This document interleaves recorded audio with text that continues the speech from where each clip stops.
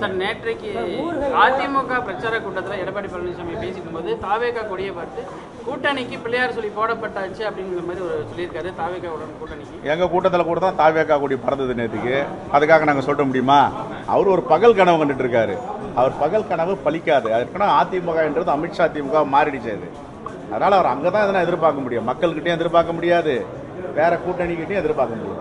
அந்த பரிந்துரை பெயர்கள் இருக்குல்ல சார், அதுல நீங்க இப்ப சொல்றீங்க இவ்வளவு முக்கியமானவர்கள் தலைவர்கள்னு சொல்லிட்டு அவங்களுடைய பெயர்கள் இடம்பெறல.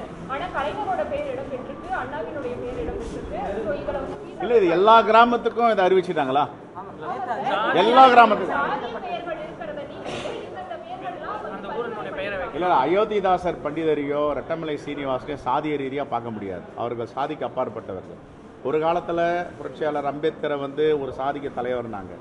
காலப்போக்கில் உண்மை என்றும் வெல்லுன்னு சொல்லுவாங்க. அவர் இந்த சாதிக்கு மட்டும் கிடையாது, எல்லா சாதிக்குமான தலைவர்னு ஏற்றுக்கொண்டாங்க. இன்னைக்கு பாஜகவே அவருடைய புகழ் பாடுறாங்க, ஆர்எஸ்எஸ் அவருடைய புகழ் பாடுறாங்க, பாஜக ஆர்எஸ்எஸ் சேர்ந்து விழா எடுக்கிறாங்க, அம்பேத்கருடைய பிறந்தநாள் விழா அப்படின்னு.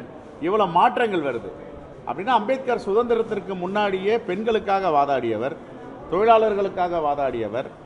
இன்னும் சொல்ல போனால் பெண்களுக்கு மகப்பேறு காலத்தில் விடுப்பு இருக்கணுன்றத முதல் சட்டமாக்கி ஏற்றியவர் புரட்சியாளர் அம்பேத்கர். 8 மணி நேரம் வேலை வேண்டும் என்று வாதாடியவர் அம்பேத்கர். பிசி எஸ்சியை பற்றி, ரிசர்வேஷனை பற்றி, ஓபிசியை பற்றி பேசினவர் அம்பேத்கர்.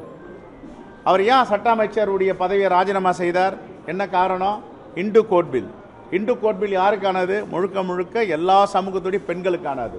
சொத்தில் உரிமை, அவர்களுக்கு உள்ள உரிமைகள், தீண்டாமை கூடாது, பாகுபாடு கூடாது, பெண்களும் ஆண்களும் நிகர்னு சொன்னார். இதனால தான் சில பேர் அந்த காலத்து சனாதனவாதிகள்லாம் சில பேர் கோபம் வரும், ஷூலாம் எடுத்து எறிவாங்க. நீங்கள் யாரும் ஷூ எறிய மாட்டீங்கல்ல? ஷூ எடுத்து எறிய மாட்டீங்கல்ல? நீதி அரசரையே ஷூ எடுத்து எறிகிற காலமாக இந்த காலம் இருந்துட்டு இருக்கு. உச்ச நீதிமன்ற நீதிபதி. ஆகையால் அம்பேத்கர் எல்லோருக்குமான தலைவராக தான் அவர் ஃப்ரம் டே ஒன்லேருந்து போராடி இருக்காரு. எல்லோருக்காம தன்னுடைய வாழ்க்கையை அர்ப்பணிச்சிருக்காரு. சாதிய ரீதியாக இந்த தலைவரை நீக்கவே முடியாது. அப்படி நீக்கினால் வரலாறு அவர்களை மன்னிக்காது. பிளே ஸ்டோர் மற்றும் ஆப் ஸ்டோரில் இருந்து பாலிமர் செயலியை QR கோடு மூலம் பதிவிறக்கம் செய்யுங்கள். செய்திகளை உடனுக்குடன் பெறுங்கள்.